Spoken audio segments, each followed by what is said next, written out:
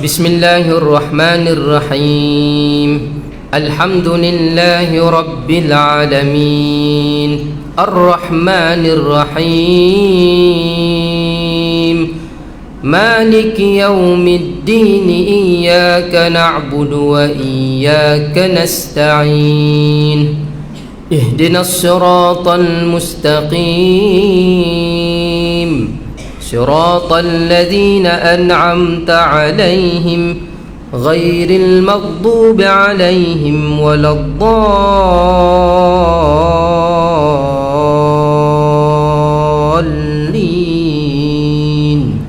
آمين آمين يا رب العالمين.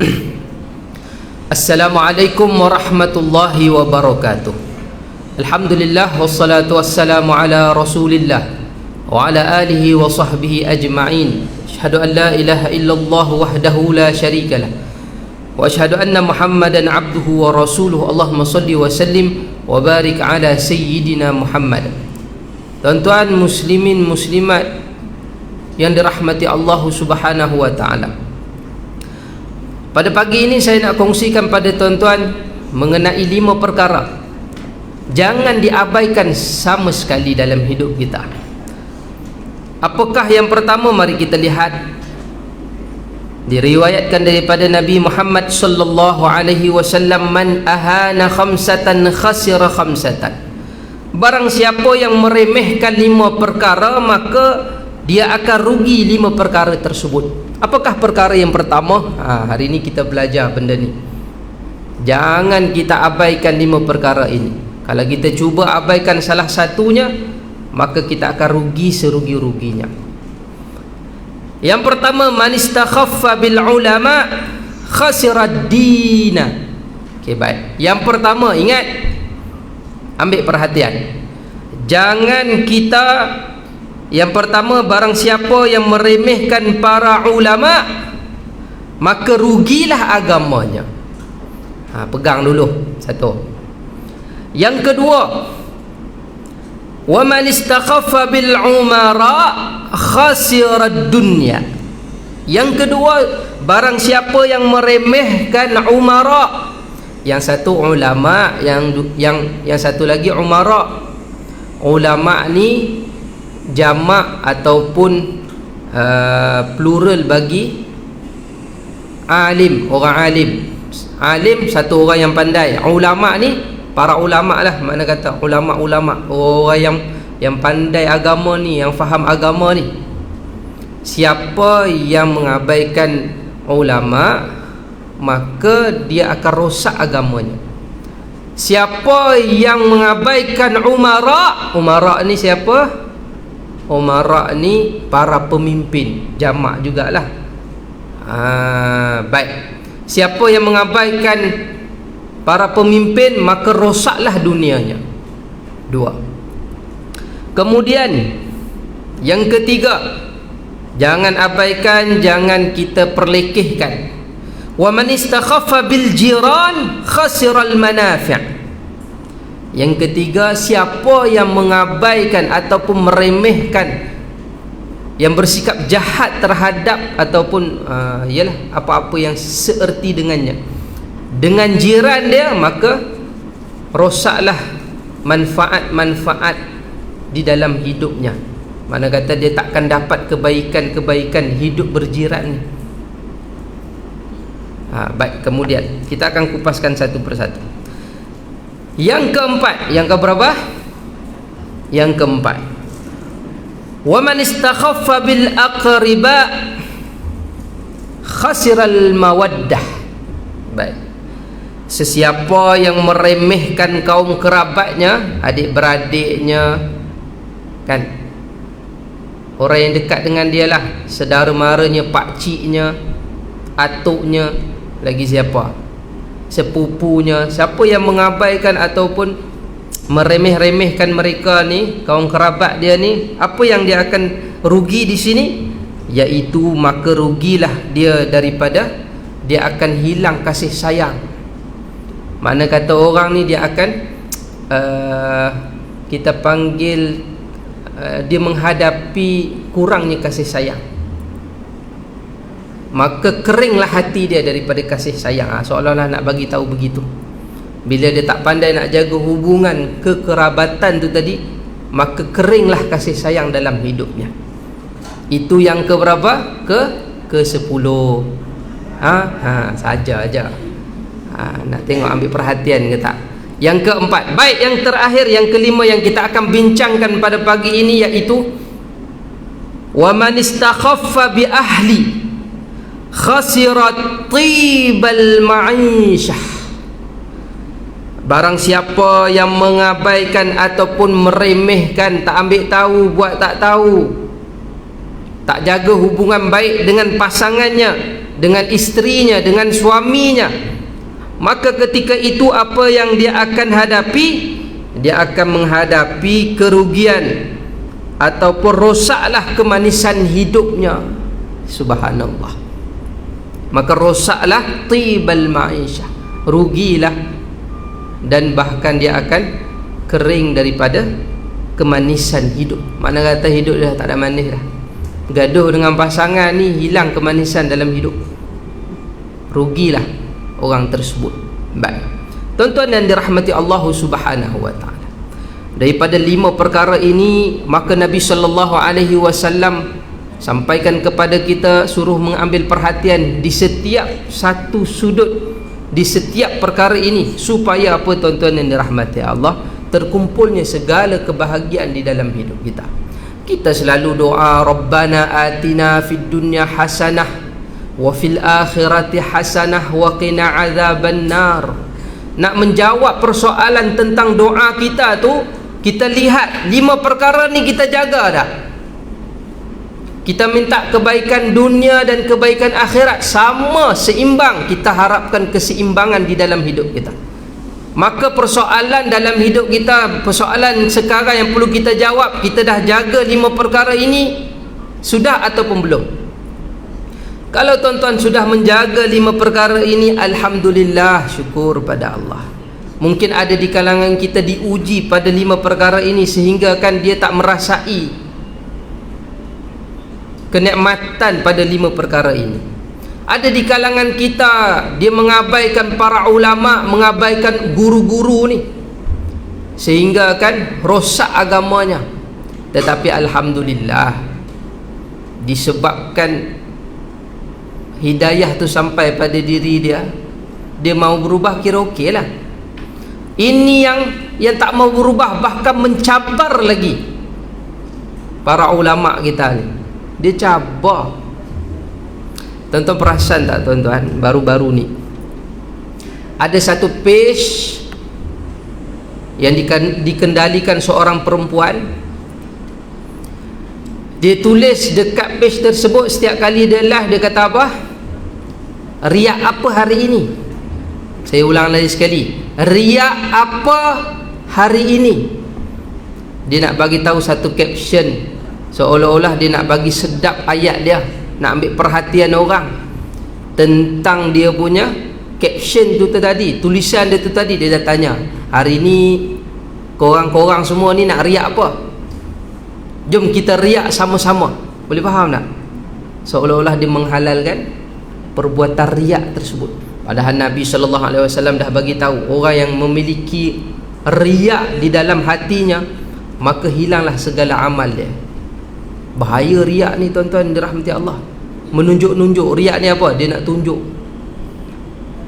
Sama ada menunjuk-nunjuk dalam melaksanakan ibadah kepada Allah, ataupun dalam urusan dunia saja nak tunjuk gelang dia penuh. Bila kita tegur dia, bila ada di kalangan asatizah kita tegur dia tuan-tuan yang dirahmati Allah, apa yang dia jawab? Kalau agak-agak tak nak dosa, keluar daripada live saya. Astaghfirullahalazim. Tak payahlah tengok live saya. Kalau rasa-rasa takut dengan dosa, keluar daripada live saya. Berani dia cakap macam tu bila orang tegur. Astaghfirullahalazim. Hari ni ada yang berani, dia cakap apa? Hari ni riak apa? Takut-takut esok tuan-tuan, benda ni dia jadi tersebar, dia jadi lagi berjangkit. Yang kawan ni cakap riak apa? Esok Ada lagi berani yang mendatangkan satu istilah yang baru pula. Riak boleh, apa salah zina? Dia letak pula zina. Zina apa hari ni? Dia tanya. Kau pening pala kita pula. Walaupun benda tu tak ada lagi, tapi kita takut-takut akan datang ada yang lebih berani dalam dosa ni. Sampai satu dia cakap, hari ni minum arak apa? Hari ni zina apa? Zina mata dah ke belum? Zina telinga dah ke belum? Zina kemaluan dah ke belum? Nanti ada orang lagi berani pada perkara dosa ni, tuan-tuan dan rahmati Allah. Jadi sebab itu para ulama kita, asatizah kita buat tindakan cepat di dalam menegur perbuatan tersebut. Dulu lagi tuan-tuan dirahmati Allah, orang soleh, para ulama ni dah tegur dah. Asatizah kita ni dah tegur dah. Kita ni ada adab, kena tutup aurat, tutup aurat, tutup aurat. Lagi kita cakap, lagi menjadi-jadi. Itu kalau cakap menjadi-jadi, kalau tak cakap lagi menjadi-jadi. Samalah dalam bab ini. Sebelum dia merebak lebih besar, baik kita ambil tindakan. Kita kalau nak tunggu Facebook ni atau apa, hack dia punya Facebook tu, pihak Facebook ni mana kata benamkan dia punya Facebook disebabkan perkataan-perkataan seperti itu. Cara dia mempromosikan dengan cara yang salah tu, dari sudut agama ni salah lah. Nak tunggu tak tahu bila. Jadi bila kita tegur, dia boleh jawab. Kalau rasa takut azab, takut dosa, keluar daripada live saya. Dia boleh jawab macam tu, tuan-tuan dirahmati Allah. Ini bahaya ni, tuan-tuan. Orang seperti ini akan rosak agama dia. Orang seperti ini akan rosak agama dia. Bahkan ada juga di kalangan asatizah kita tegur satu artis, satu wanita ni. Dia kata, mana boleh si perempuan menayangkan harga diri dia, mana kata tubuh badan dia, tapi tanpa segan silu dia buat satu video. Kemudian ada seorang lelaki yang tolong uruskan dia punya pakaian sebelum syuting. Biasanya sebelum syuting kami akan buat seperti macam ni, dia kata. Kemudian dia tulis kat bawah caption tu, dia kata, piu-piu da'i-da'i tak payahlah kecam. Nampak? Itu namanya apa? Dia saja nak perli kita. Awal-awal dia cakap lah, da'i-da'i, piu-piu tak payahlah nak kecam kita. Nampak? Seolah-olah orang seperti ini, tuan-tuan yang dirahmati Allah, dia mengabaikan nasihat, mengabaikan para ulama. Mana kata para ulama, alim ulama ini diletakkan di belakang. Yang dia letak di hadapan dia adalah semuanya adalah nafsu-nafsu dia. Jadi seperti inilah contoh yang digambarkan oleh Nabi sallallahu alaihi wasallam, orang yang rosak agama dia. Baik, kemudian sepatutnya kita sebagai orang biasa ni, tuan-tuan yang dirahmati Allah Subhanahu wa taala, perlu tahu meletakkan kedudukan para ulama ni di mana. Orang yang alim, orang yang berilmu ni di mana. Baik, yang pertama kita lihat, mengabaikan ulama dapat mengakibatkan kerugian agama, sebab para ulama adalah sumber pengetahuan agama dan mereka juga sebagai pewaris Nabi. Al-ulama warasatul anbiya, pewaris Nabi. Yang pertama yang perlu kita letakkan kedudukan para ulama ni, iaitu dia adalah pewaris Nabi. Bila kita tahu ini pewaris Nabi, maka perlu kita hormat, kita angkat, kita muliakan di dalam hidup kita.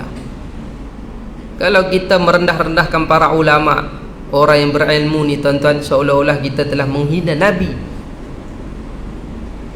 Jadi tidak ada satu dosa yang lebih besar daripada seseorang itu membuat penghinaan kepada Nabi sallallahu alaihi wasallam ataupun para nabi-nabi yang lain.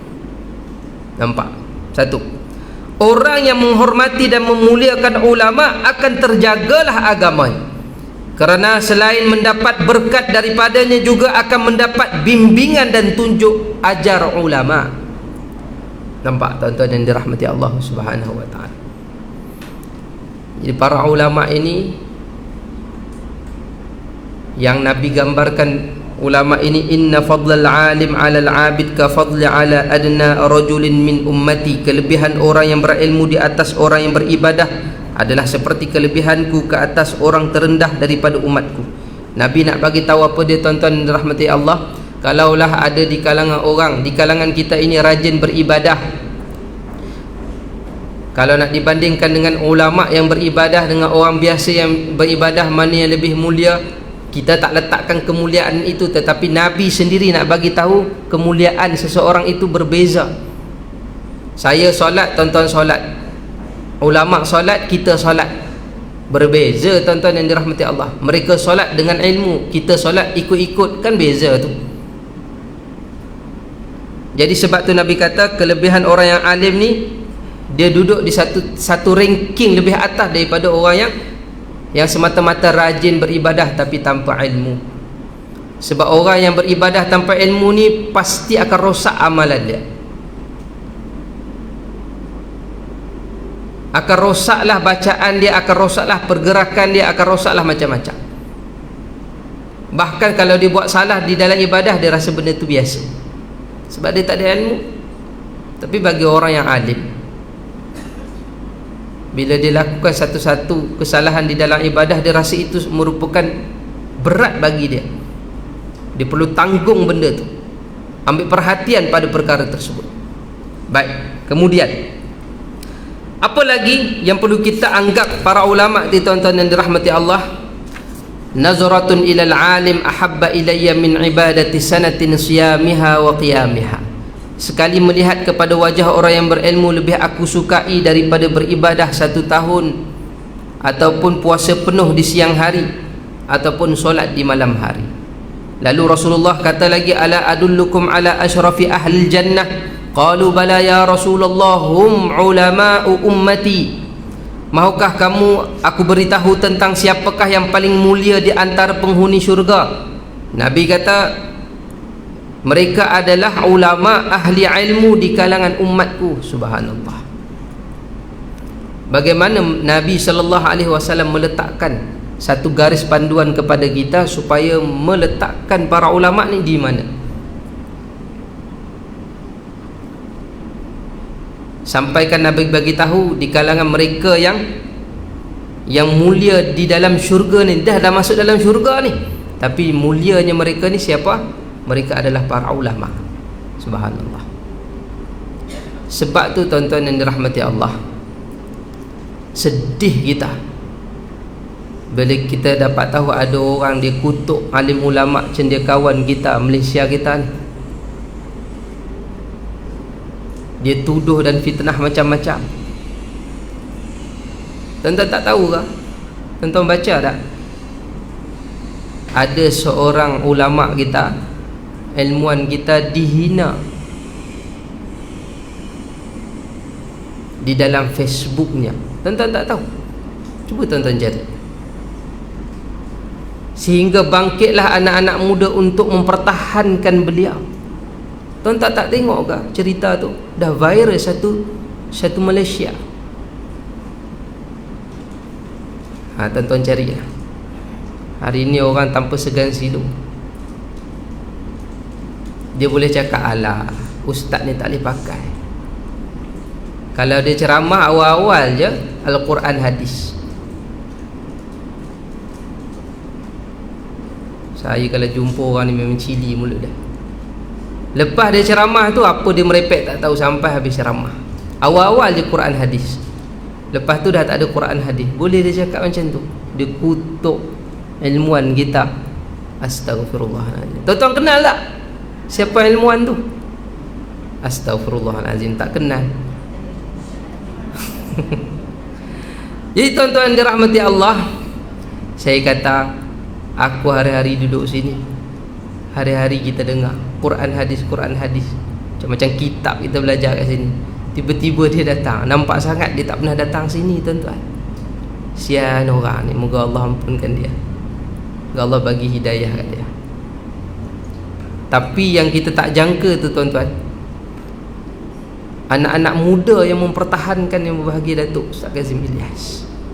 Tuan-tuan carilah balik. Tapi nak bagi tahu satu, moga-moga Allah rahmati para pemuda ni tuan-tuan. Mereka bangkit walaupun sebenarnya kesukaan mereka adalah K-pop. Ceritanya K-pop sebenarnya. Ada artis K-pop dihina oleh rakyat Malaysia. Bila dihina dengan gelaran yang tak berapa bagus lah, walaupun geng-geng K-pop ni bukanlah Islam, dia orang tak kenal Tuhan pun. Bahkan dia orang seolah-olah Tuhan yang dipuja-puja oleh anak-anak muda ni tuan-tuan dirahmati Allah. Tapi bila ilmuwan kita dikutuk, dihina, tak ada siapa nak support, tak ada siapa nak protect. Jadi geng-geng ni kata, alang-alang korang dah support protect geng-geng K-pop ni, tak ada apa pun kalau korang kalau korang backup pun kan, dia orang tak boleh bawa ke syurga pun. Makna kata nak bawa kenal Tuhan tu tak ada, lebih pada hiburan sahaja. Sekarang ni ilmuwan kita dihina, apa kata kita ramai-ramai protect. Tu yang jadi isu tu. Baik. Tapi nak bagi tahu di sini tuan-tuan, kalau hilang perasaan seseorang itu di dalam menghormati para ilmuwan kita, cendekiawan kita, ulama kita, kesan dia apa? Akan rosaklah agama orang tersebut. Siapa yang kata? Saya tak kata, Nabi yang kata. Jadi perkara ini kita perlu ambil perhatian sungguh-sungguh, supaya tak jadi lebih buruk. Tapi bila saya baca komen tu tuan-tuan dirahmati Allah, macam-macam komen yang indah-indah ketika kita tengok anak-anak muda ni dia protect yang berbahagia Datuk, terutama ni dalam Twitter tuan-tuan dirahmati Allah. Dia tulis apa kat situ, saya baca satu-satu. Aku ni yang satu ni saya lupa nama dia. Aku ni membesar dengan ceramah-ceramah yang berbahagia Ustaz Kazim. Tiba-tiba ada orang kata macam ni tak boleh ni, jom kita protect sama-sama. Nampak seronok lagi bila kita baca doa komen-komen orang anak-anak muda ni. Jadi mereka ni sangat menghormati. Tapi yang kita pelik tu ada pula segelintir, kalau tak sependapat, bukanlah bermakna kita boleh kutuk orang tu, hina orang tu, tak boleh. Sekurang-kurangnya kita kena muliakan mengikut kedudukan dia. Baik, wallahu a'lam. Kemudian sekarang jelaslah bahawa ilmu itu permata yang lebih mulia daripada ibadah. Tetapi ibadah pun tidak boleh tiada, ianya mesti dikerjakan sertai dengan ilmu. Jika tidak demikian, ilmu itu akan menjadi debu yang berhamburan di tiup angin. Sebab ilmu ibarat pohon dan ibadah ibarat buah, yang menjadikan pohon lebih mulia kerana pohon itu pokok, tetapi manfaatnya adalah buah. Oleh kerana itu tidak bagi manusia itu mestilah mempunyai kedua-duanya, ilmu dan ibadah. Jadi Nabi nak bagi tahu kemuliaan seseorang itu kerana ilmunya, tetapi ibadah itu sebagai buahnya itu tadi. Jadi perlu mendapat kedua-dua kebaikan tersebut dalam hidup kita. Seiringlah berapa banyak ilmu yang kita ada, bertakwalah kepada Allah dengan ilmu tersebut, dilaksanakan dengan ibadah-ibadah yang dilaksanakan, yang diperintahkan oleh Allah Subhanahu wa taala. Ada satu lagi penjelasan bahawa manusia itu mesti memiliki keduanya, ilmu dan ibadah. Bagaimanapun yang lebih utama, yang lebih dahulu ialah ilmu. Mana mungkin kita boleh melakukan satu-satu perkara tanpa ilmu. Sebab tu tuan-tuan yang dirahmati Allah, bila orang ni dia beramal tanpa ilmu, rosak, sangat rosak tuan-tuan. Contoh, saya bagi satu contoh yang jelas. Sedih bila kita dengar ada orang kata, Ustaz macam ni Ustaz, bila saya dah solat, saya dah tinggal dah fahsyat mungkar tu, saya dah tinggalkan dah. Bila saya solat, saya dah tinggal lah fahsyat dan mungkar. Fahsyat mungkar ni apa tuan-tuan? Dosa. Sama ada dosa itu berkaitan dengan kemaluan ataupun dosa itu berkaitan dengan tubuh-tubuh badan yang lain. Sama ada meninggal itulah dosa-dosa ni lah kita kata. Kemudian dia boleh cakap, okey, kalau saya dah tinggalkan fahsyat dan mungkar, maksudnya saya dah tak perlu solat lah. Ni kita panggil orang yang tak ada ilmu, beribadah tanpa ilmu. Padahal meninggalkan solat itu merupakan fahsyat, mungkar. Fahsyat lain, mungkar. Meninggalkan perintah Allah itu adalah mungkar. Satu. Yang kedua, orang yang tak ada ilmu juga main pakai bedal je beramal. Walaupun saya tak pakai tudung, tapi saya solat, ustaz. Saya solat. Not bad lah. Not bad. Nampak tuan-tuan? Tak salah. Ni pun kita panggil orang yang tak ada ilmu. Boleh faham? Ustaz, walaupun saya tak solat, ustaz, tapi saya rajin sedekah, ustaz. Jadi macam mana, ustaz? Dia tak tahu sedekah dia tak terima kalau dia tak solat. Akan tergantung-gantung amalan dia tu. Berpuasalah banyak mana pun tuan-tuan, tapi kalau tuan-tuan tak solat, tergantung amalan ibadah yang lain. Rosaklah amal ibadah. Tu kita panggil ilmu. Baik. Lagi apa? Golongan-golongan yang tak ada ilmu ni. Okey ustaz, macam ni ustaz. Aduh ya Allah. Saya ni ustaz, kenapa? Yalah saya ni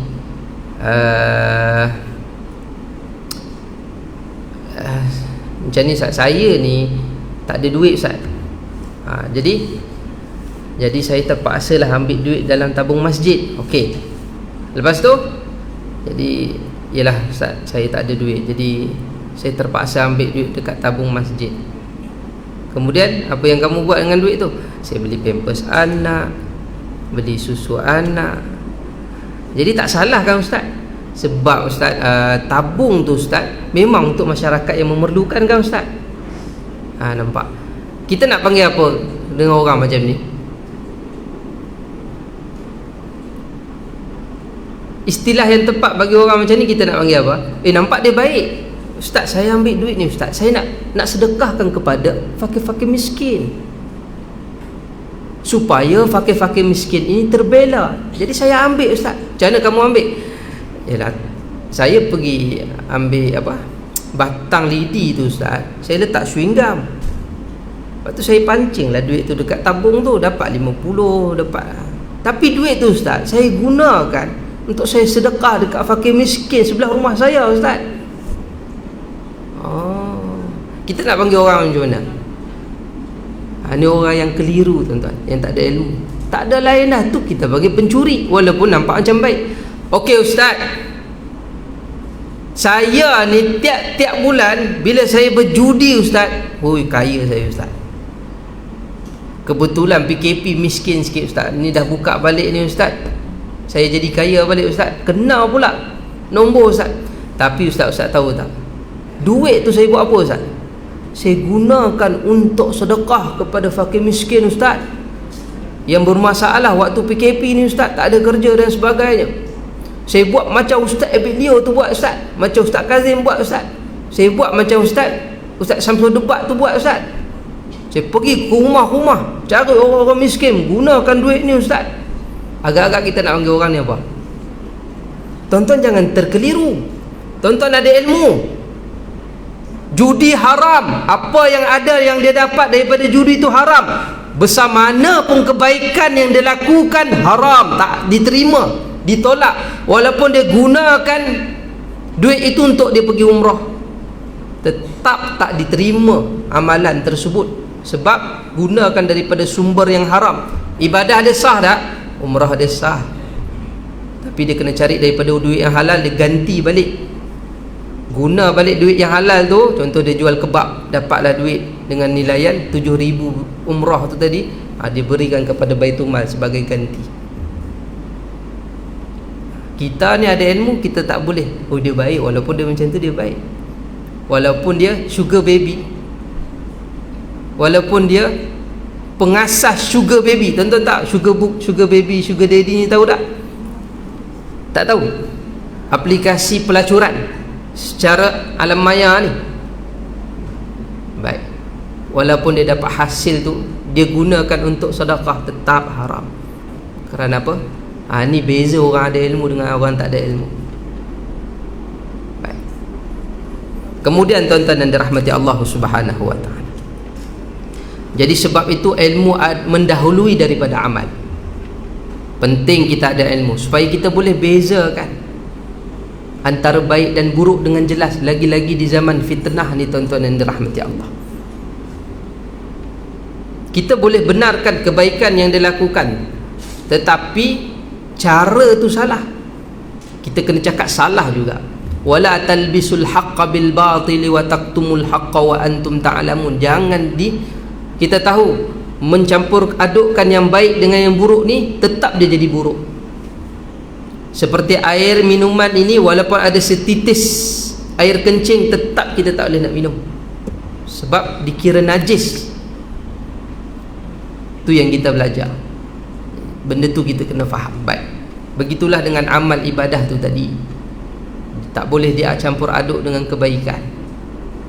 Nak buat baik tapi daripada sumber yang haram, jadi tetap haram, tak boleh diterima. Baik. Kemudian, jadi apa yang kita dapat hari ini, ilmu itu dia mesti mendahului ibadah. Jadi nak dapatkan ilmu tu daripada siapa? Cuba jawab tuan-tuan. Daripada siapa? Para ulama. Sebab tu kita kena muliakan mereka ni. Kita kena muliakan mereka di kedudukannya. Bukan ta'assub, lain. Ta'assub tu lain. Ni kita muliakan dia. Baik. Kemudian, sedangkan kita masuk yang kedua pula, adalah ada sikit lagi, adalah sudah jelas bahawa manusia itu mesti memiliki keduanya.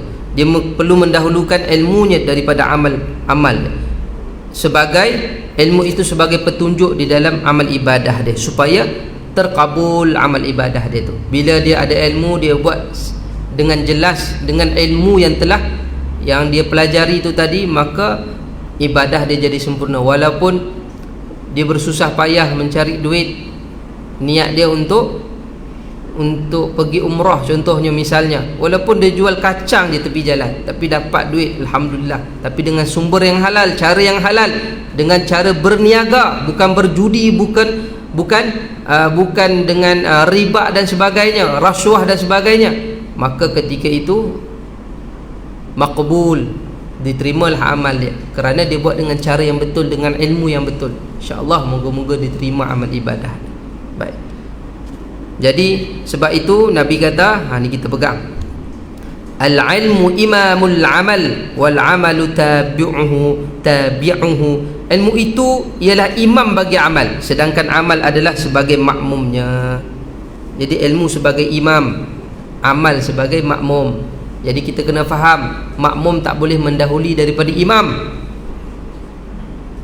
melainkan kalau makmum itu sudah menjadi jenazah, dia kena duduk depan imam. Tu lain pula. Okay, baik. Jadi kita kena letakkan ilmu adalah terutama dalam hidup kita, supaya ibadah-ibadah kita jadi benar dan sah di sisi Allah Subhanahu wa taala. Kemudian kita berpindah kepada perkara yang kedua, jangan diabaikan. Siapakah yang tidak boleh diabaikan di dalam hidup kita ini? Iaitu yang kedua adalah para umara, para pemimpin. Apa kata hadis ini tuan-tuan yang dirahmati Allah? Sedangkan mengabaikan para umara itu mengakibatkan rugi dunia, sebab di tangan mereka lah urusan dunia dan hal ehwal dunia ada di tangannya. Pada umumnya pemimpin, penguasa dan pemerintah adalah pihak-pihak yang mentadbir hal ehwal urusan dunia. Justru itu, jika seseorang tidak ada hubungan yang harmonis dengan pihak mereka, akan terjejaslah urusan dunianya, sama ada di dalam bidang perniagaan, ekonomi, sosial dan politik. Ini amaran yang jelas tuan-tuan yang dirahmati Allah. yang perlu kita ambil perhatian. Nabi kata, kalaulah kita ini tidak cuba untuk memperbaiki hubungan dengan, tadi kita ulama, perlu tiap-tiap hari kita perbaiki hubungan kita dengan para ulama. Carilah kebaikan yang ada pada mereka. Kalau ada kelemahan-kelemahan tu kita maafkan sahaja, ataupun ada salah faham kita tinggalkan sahaja, kita ambil kebaikan sahaja, insya-Allah baik agama kita. Begitu juga dengan pemimpin, kita perlu bina hubungan yang baik dengan pemimpin. Kerana apa? Kita sebagai rakyat ini, sebab apa? Tak kisahlah siapa yang memerintah, janji memerintah dengan betul. Janji kita sebagai rakyat bina hubungan yang baik, itu peranan kita. Peranan kita bina hubungan yang baik dengan pemerintah. Tujuannya untuk apa? Supaya baik dunia kita ni, tuan-tuan yang dirahmati Allah. Selagi benda tu baik, mereka lakukan benda yang baik, perkara yang baik, diperintahkan kita yang baik, jadi satu kewajipan untuk kita taat. Melainkan kalau ada benda-benda yang perintah mereka itu bercanggah dengan syarak. Sebab itu kita faham mengenai tentang perintah Allah di dalam Al-Quran, ati'ullah wa ati'ur rasul wa ulil amri minkum. Di dalam ayat itu sahaja kita ambil perhatian. Di situ Allah kata taatlah pada Allah dan taatlah pada Rasul dan ulil amri. Di situ Allah tak letakkan ketaatan secara total kepada para umara ni. Sebab apa? Bila taat pada Allah, Allah kata ati'ullah. Kalau taat pada Rasul, wa ati'ur rasul. Ulil amri, Allah tak letak perkataan tersebut. Jadi para ulama berbincang tentang ayat ini. Maksudnya para umara ni, pemimpin ni, dia berubah-ubah. Kalau segala perintahnya baik, tak bercanggah dengan syarak, kita boleh ikut. Tapi kalau bercanggah, perlu kita ambil perhatian di situ.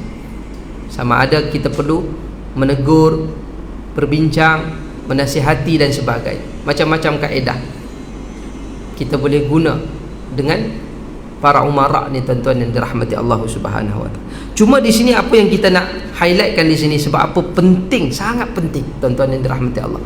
Kerana di sini mereka lah yang menguruskan dunia dan hal ehwal dunia kita, negara kita. Pada mereka lah yang menyusun takbir hal ehwal negara. Bahkan andai kata kita tidak mewujudkan keharmonisan bersama dengan mereka, maka rosaklah akan datang satu bala yang lain, tuan-tuan, pada diri kita ataupun pada negara ini, iaitu akan datang masalah perniagaan, ekonomi, sosial dan politik. Akan rosaklah perkara tersebut. Sebab tu kita sebagai rakyat perlu ambil perhatian di dalam membina hubungan yang baik dengan para pemerintahan. Bila kita baik dengan pemerintah, cuba tuan-tuan tengok, senang kita nak jalankan urusan-urusan pendidikan, ekonomi, kan? Tengah-tengah dalam keadaan wabak ni, cuba tuan-tuan tengok, bila rakyat sayang pemimpin, pemimpin sayang rakyat, minyak jadi turun. Dulu punyalah lama minta turun-turun, tak turun-turun, tapi turun bila PKP, tuan-tuan, kan? Dulu kita nak tunggu dapat bantuan, dulu nak tunggu KWSP tu keluar bila? Tunggu pensiun. Tapi sekarang kita boleh bayangkan tak, KWSP boleh keluar, umur 26 pun boleh keluar lagi. Tak tunggu pencen dah boleh keluar dah, kalau ada. Kalau tak ada, jangan harap nak keluar, kan? Tapi nak bagi tahu tu rezeki, nampak, bila baik dengan pemimpin. Bila baik dengan pemimpin, berapa banyak bantuan dapat. BPR-nya, BPN-nya, air sinar, air hilang sinar. Yang hilang sinar tu tak ada. Nampak. Kalau baik pemimpin ni, tapi kalau baik ada makna tu bahaya tu. Faham. Mana faham, tak faham sudah. Baik ada makna tu payah pula, kan? Ada udang di sebalik batu tu payah pula. Harap ikhlas lah, kan? Tulus ikhlas, kan? Semua kita dapat, tuan-tuan, senang. Mohon itu senang, mohon ini senang. Kita tak boleh bayang. Zaman saya di antara orang yang paling yang tak bertuah lah. Kawan-kawan dapat laptop, saya tak dapat. Laptop satu Malaysia dulu tu tak dapat. Dulu teringin sangat nak dapat, tak dapat.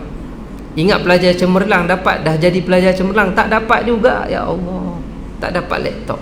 Yang dapat Ustaz Syarul dapat. Sampai sekarang ada lagi laptop satu Malaysia, jenama Lenovo.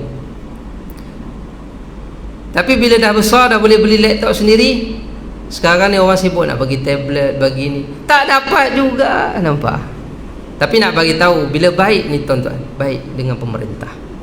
Ada satu orang ni, anak muda ni tuan-tuan, buruk dia apa semua saya tak mau cerita buruk dia lah. Kita nak cerita baik dia lah. Dia ni tak pernah botak. Dia kata kalau dia dapat 300,000 dia akan botak. Untuk apa? Dia dapatkan 300,000 ni tuan-tuan, dia nak gunakan 300,000 untuk beli tablet bagi dekat dia punya penduduk, dia punya ni lah, taman dia, orang kampung dia. Saya ni kalau tawarkan saya akan botak, dapat 300,000 saya akan botak, mampus orang tak bagi. Nak tunggu tu tak dapat. Dia cakap macam tu pun dia boleh dapat 300,000, dia botak, dia tukar duit tu beli tablet bagi dekat dia punya kawasan. Kalau saya buat macam tu pasti orang tak nak bagi tuan-tuan. Botaklah kau, potonglah semua bulu yang ada dalam badan kau tu, tak ada orang nak bagi. Itu saya, lemahnya saya. Tapi kita panggil aura pemimpin ni, kita tadi kata, bila kita baik dengan dia, baik dengan pemerintah ni, macam-macam kita boleh dapat tuan-tuan yang dirahmati Allah Subhanahu Wa Taala. Kita tengok yang baik lah, jangan pandai yang buruk. Waktu ni bukan masa untuk fikir yang buruk-buruk, yang baik-baik saja. Yang buruk tu kita hindarkan, kita jauhkan, kita tepis, jangan ikuti dan sebagainya. Jadi kita faham, tu ilmu kita panggil. Baik kita ikut, kita sokong. Buruk kita tentang, kita nasihati, bagi dia faham betul-betul dan sebagainya. Baik, kemudian habis berkaitan dengan umara. Kemudian berkaitan dengan menghormati dan memuliakan jiran pula dianggap sebagai hal yang sangat penting, kerana kehidupan manusia tidak akan dapat terlepas daripada peranan jiran tetangga. Larangan mengabaikan jiran tetangga. Tentang larangan mengabaikan jiran tetangga dan wajib menghormati serta menyukainya ada di dalam hadis Nabi sallallahu alaihi wasallam, wallazi nafsi biyadihi la yu'minu 'abdun hatta yuhibbu li jirahi yuhibba li jarihi ma yuhibbu li nafsi. Rawahu Muslim. Nabi kata apa tuan-tuan yang dirahmati Allah? Demi Allah, demi zat dan jiwaku berada di dalam genggaman kekuasaan Allah, tidak beriman seseorang hamba sehingga dia menyukai tetangganya seperti mana dia menyukai dirinya sendiri. Cabaran hidup jiran di zaman kita ni sangat mencabar tuan-tuan dan dirahmati Allah. Bukanlah mana kata dari dulu pun ada, tapi nak beritahu zaman kita ni pun mencabar juga. Macam mana kita nak kata tuan-tuan dirahmati Allah? Kadang-kadang kita tengok orang-orang dulu kadang-kadang rumah dia jauh-jauh dengan jiran-jiran tu jauh, tapi mereka tetap boleh buat kebaikan sesama mereka. Ada juga dulu-dulu rumah dekat-dekat pun tetap baik juga. Tapi zaman sekarang ni dekat tapi tembok lagi tinggi satu, jauh lagi dia tak tegur. Tu pun satu juga, satu masalah juga. Tapi kita nak beritahu di zaman kita ni kurangnya kalau dulu masing-masing gotong royong dan sebagainya kan tuan-tuan dirahmati Allah. Tapi zaman sekarang ni benda tu wujud, tetapi dalam keadaan anak muda ni kalau kita tengok kurang bersama pun ada juga. Sebab sekarang kita tengok anak muda dia lebih pada gadget, lebih pada phone, televisyen dan sebagainya. Dia dah kurang. Kalau hidup berjiran, jiran sekarang kita panggil jiran di Facebook, Istilah tu dah tukar kepada Facebook, Instagram, follower dan sebagainya. Ni zaman sekarang berubah-ubah. Tapi yang lama tetap ada, masih wujud lagi. Di sini Nabi nak bagi tahu betapa pentingnya menjaga hubungan sesama jiran. Esok kalau kita mati, kita susah, jiran sebelah orang yang paling dekat, yang boleh kita luahkan, boleh kita minta mohon bantuan dan sebagainya. Kalau kita nak tunggu, contoh, kalau kita nak minta bantuan daripada zakat, kena isi borang, kena isi ni dan sebagainya. Dia nak cek dulu kita perlu ke tak, kita layak ke tak. Kan ada proses-proses yang lama. Tapi dengan jiran, kita selalu sembangkan dia, kita selalu tengok dia keluar masuk. Jadi dari situ dia lebih mengenali kita. Disebabkan dia lebih mengenali kita, jadi mudahlah dia nak beri bantuan pada kita. Bukanlah benda tu yang kita harapkan. Kita bukanlah nak mengharapkan yang kita ni akan menyebabkan kita ni menyusahkan jiran pula. Bukan begitu. Kalau boleh kita berazam untuk menjadi seorang jiran yang boleh membantu jiran yang lain, itu lebih baik. Tetapi tuan-tuan yang dirahmati Allah, betapa pentingnya Nabi nak bagi tahu di sini, pentingnya jiran. Contoh, ni berlaku dalam keluarga saya. Contoh saya bagi tahu kisah dia. Adik-beradik mak saya mati masuk dalam telaga. Waktu dia kecil main-main kat telaga, tapi ayah pergi keluar bekerja, yang mak duduk kat rumah. Jadi budak-budak biasalah kan. Kalau kita nak mengharapkan mata kita aja, mata kita ni untuk jaga ahli keluarga kita, bukan suatu benda yang tak sanggup, memang tak mampu. 2 mata aja kita ada kan, 4 mata mana kata 4 mata. Kadang-kadang kita tak tahu anak tu pergi mana, pergi keluar mana. Tapi bila kita baik dengan jiran ni, mata-mata kita juga adalah jiran. Tapi bila anak ni main, tuan-tuan, mana kata adik-beradik mak saya ni lah, bila dia main dekat telaga tu, dia jatuh dalam tu, cari-cari kat rumah tak ada, rupanya dah kat dalam, tarik mayat. Atuk saya pergi keluar, pergi bekerja, balik-balik tengok-tengok mayat dah ditanam, tak ada. Dulu mana ada kenderaan jauh nak berjalan, nak basikal pun payah. Ada basikal tu kira kaya lah tu kan. Tapi nak bagi tahu, nampak di sini kalau ada jiran, sebab jiran tu jauh, jadi jauh-jauh rumah, jauh-jauh, jadi antara keluarga je lah sepatutnya memantau kan. Tapi tu pun careless lah kita panggil, cuai lah kan. Kita tak tahu benda tu boleh berlaku. Jatuh dalam perigi, telaga, perigi sama kan, telaga, pergi, telaga sama kan. Jatuh, meninggal. Balik kerja tengok mayat dah ditanam, tak boleh nak tunggu lama-lama. Dulu mana boleh nak call. Baik, tu satu contoh. Bila berlaku kesusahan, siapa yang datang dulu? Dulu saya balik sekolah kena kacau dengan abang-abang sini, saya ingat lagi. Abang tu naik basikal, saya berjalan. Kami pergi sekolah, ayah hantar, arwah abah hantar. Balik jalan kaki. Tak adalah jauh, dalam 400 meter, 500 meter macam tu lah. 500 ke 700 dekat macam tu lah, 1 km jugalah. Nak jalan kaki balik ke rumah tu jauh juga. Kalau sekolah agama lagi jauh, dalam 2 ke 3 km macam tu. Saya pernah, tuan-tuan, jalan-jalan, kawan tu kacau, abang saya pun tak boleh nak buat apa, kawan kakak saya kacau saya. Macam mana nak cakap kat tuan-tuan ni, kawan kakak saya, sebaya lah dia orang ni, pergi kacau saya saja, kacau-kacau. Saya pun tak suka, saya lari ke tengah jalan. Saya pun tak tahu tu tengah jalan. Saya tu umur 7 tahun, darjah 1, kena langgar dengan motor. Kebetulan dekat dengan kedai. Yang lepak-lepak tu kawan-kawan ayah saya. Ayah saya tak ada kat rumah, tak sihat, sakit buah pinggang, buat dialisis. Baik, jadi nak jadi cerita lah, tuan-tuan dirahmati Allah. Okey, Cina, orang lelaki tu nak lari lah, dia naik motor, dia nak lari lah.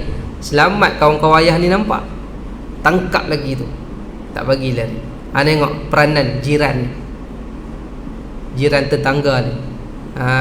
Nampak. Daripada situ kita nampak betapa pentingnya jaga hubungan baik. Dan orang yang paling bodoh adalah orang yang hasad dengki terhadap jiran dia. Hasad dengki, mengumpat jiran dia, fitnah jiran dia, sangat bodoh. Dan orang ni memang tak boleh pakai. Sebab apa tuan-tuan dirahmati Allah? Cuba bayangkan, bila dia senang, mungkin dia tak harapkan pada jiran dia. Tetapi bila dia susah, apa yang dia akan buat? Lah kali orang yang dia hasad dengki, yang dia fitnah itulah dia minta tolong nanti esok. Bahkan esok kalau dia mati, jiran yang dia dengki itulah yang akan solat mayat dia. Agak-agak sifat itu sifat orang cerdik ataupun sifat orang yang bodoh? Satu sikap yang bodoh lah kita kata, hasad dengki. Tak rugi. Sama kalau kita duduk dalam satu tempat bekerja, kita hasad dengki dengan kawan sekerja, hasad dengki dengan bos ke, satu benda yang sia-sia. Ataupun tuan-tuan duduk dekat apa? Dekat Al-Barakah ni, tuan-tuan hasad dengki dengan Ustaz Ahmad contoh. Apa yang tuan-tuan dapat? Tuan-tuan tak dapat apa. Kan? Esok tuan-tuan mati, Ustaz Ahmad yang akan jadi imam, duduk solat depan tuan-tuan. Dulu tak ada untung apa. Hasad dengki dengan Ustaz Ahmad tak ada untung apa. Tak ada apa-apa pun. Contoh, saya bagi satu contoh.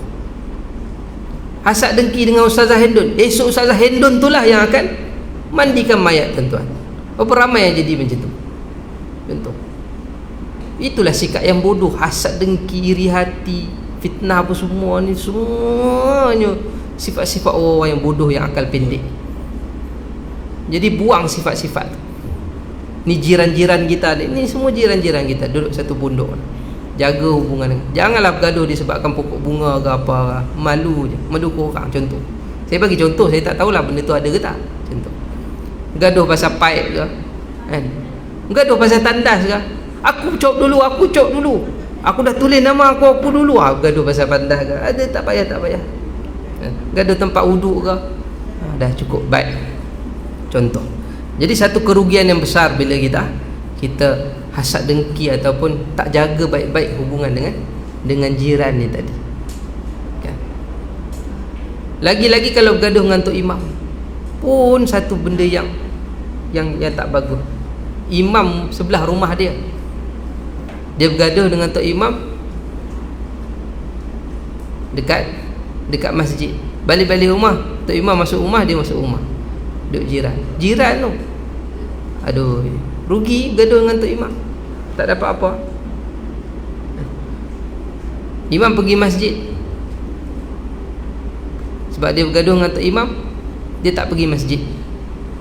Bila isteri tanya pasal apa tak pergi masjid, bang, dah maghrib ni. Tak payah, aku solat depan TV je lah. Kan rugi macam tu. Dah tak dapat pahala berjemaah. Gaduh dengan tok imam, rugi juga tuan-tuan yang dirahmati Allah. Contoh. Baik. Kemudian tuan-tuan, innallaha ta'ala yuhibbur rajul lahu jarun su'un yu'zihi fayasbiru ala adhahu wa yahtasibahu hatta yakfiyahu Allahu bihayatihi au maut. Tuan-tuan dengar ayat ni. Masalah jiran ni memang ada tuan-tuan. Yang satu kes tu, dia campak sisa-sisa depan rumah ni. Ada satu orang Sabah, dia bagi tahu, ustaz, macam mana saya nak berhadapan dengan jiran ni, dia non muslim, dia suka makan babi. Depan rumah dia orang tu ada aliran sungai, air sungai kan. Jadi dia selalu buang sampah tu dekat apa, makanan, sisa makanan ke dalam sungai sampai bau busuk dan sebagainya, mengganggu jiran yang lain nak guna air bersih dan sebagainya. Jadi macam mana ustaz? Saya kata pergi jumpa ketua kampung, bagi nasihat, ambil tindakan pada orang macam ni. Itu dah buat ustaz, tapi tak makan saman. Dia kata ni tanah aku, tempat aku, suka hati aku. Sudah pening pula. Baik. Nasihat ni pada orang ni, Nabi bagi tahu ada satu kelebihan orang yang seperti ini. Bila dia sabar terhadap jiran dia yang jahat ni, Nabi kata apa? Sesungguhnya Allah mencintai, turunnya kecintaan Allah pada hamba tersebut, orang tersebut, kerana sabar terhadap jiran itu tadi. Apa kata Nabi lagi?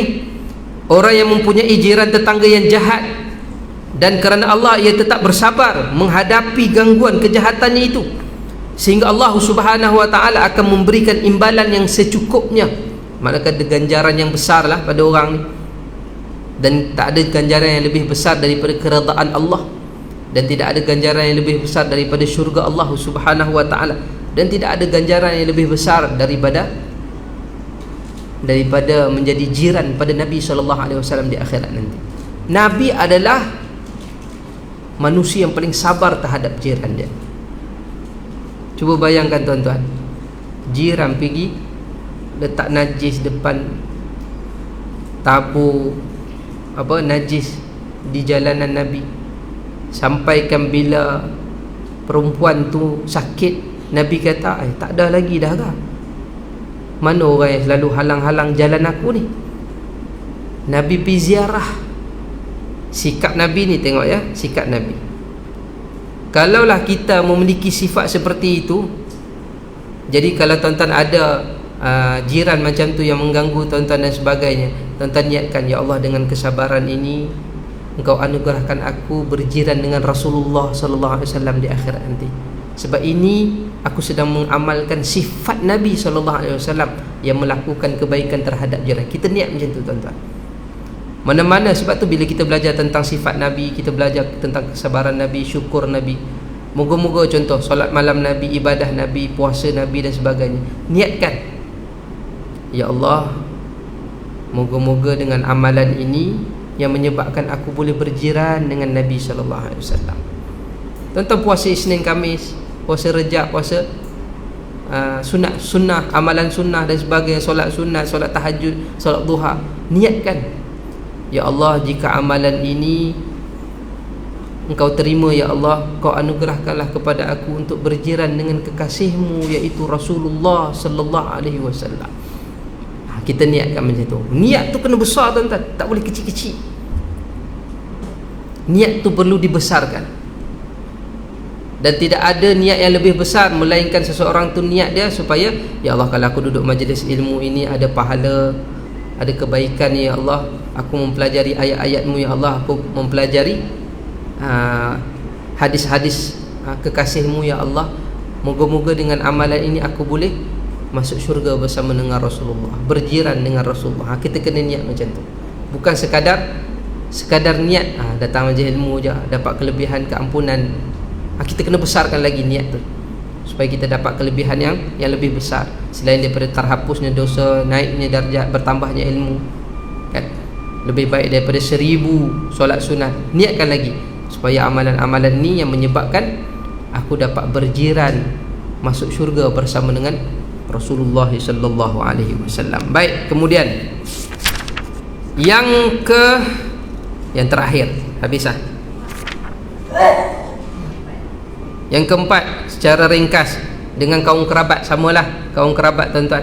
Kalau kita bergaduh dengan adik-beradik sampai tak betul siapa bertahun-tahun gaduh sebab harta, esok kita tua dekat nak mati, akan ada rasa perasaan rindu terhadap adik-beradik itu tadi. Jadi rugilah, dah tua, dah sakit, baru nak berbaik-baik, tak ada guna kan? Tengah sihat, tengah ni kan, tengah kaya, tengah mewah, waktu itulah berbaik-baik. Jangan tunggu dah sakit, dah nak mati baru nak berbaik-baik. Boleh kira baguslah tu, tapi rugi kan? Dan yang terakhir, berbaik-baik dengan pasangan tu tadi. Sebab kerana berbaik-baik dengan pasangan itu lambang kemanisan kehidupan. Bila dah bergaduh dengan pasangan, cepat-cepat cari titik pertemuan, titik kesefahaman tu tadi. Itu yang paling penting. Kerana apa?